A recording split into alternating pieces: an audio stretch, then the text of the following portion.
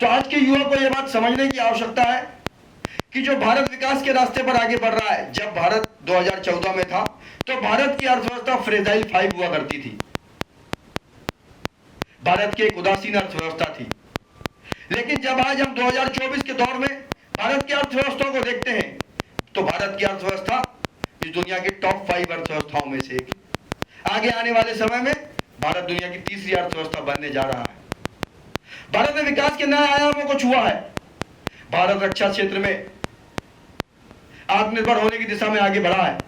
नहीं तो इसके पहले रक्षा क्षेत्र के लिए हमें संसाधनों के लिए विदेशों का मुंह ताकना पड़ता था। और सबसे बड़ी बात, यदि आज भारत के आम नागरिक के बारे में विचार करें तो आज आप लोगों का जितना आत्मविश्वास बढ़ा हुआ है, इसके पहले वाली पीढ़ी का कभी इतना आत्मविश्वास इतना प्रभावी नहीं था।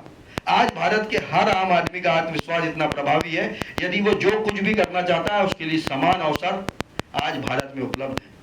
इसका मूल कारण भारत का नेतृत्व है। भारत का नेतृत्व, जिस प्रकार से भारत का वर्तमान नेतृत्व है, उसने भारत में सभी वर्गों को समान रूप से बढ़ने का अवसर प्रदान किया है। आज मेक इन इंडिया जैसे कंसेप्ट के साथ भारत आगे बढ़ रहा है। स्टार्टअप की दुनिया में भारत के युवाओं ने नया आयाम स्थापित किया है। ये सारे विषय जब हम लोग गंभीरतापूर्वक विचार करके देखते हैं तो हमको महसूस होता है कि ये बड़े परिवर्तन लाने वाला हमारे देश का नेतृत्व है। और जब हम 2014 के परिणामों के बारे में विचार करते हैं कि 2014 में चुनावों के बाद क्या परिस्थितियां थी, चुनावों के ऐसे परिणाम क्यों थे, या 2019 की बात करते हैं तो उसमें भी किसी ने बड़ी भूमिका का निर्वहन किया था, तो वो भारतीय युवाओं ने किए थे।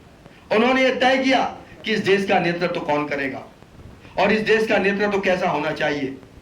इस देश की सांस्कृतिक विरासतों को सहेजने के साथ साथ इस देश को विकास के रास्ते पर आगे बढ़ाने की जिम्मेदारी कौन उठा पाएगा।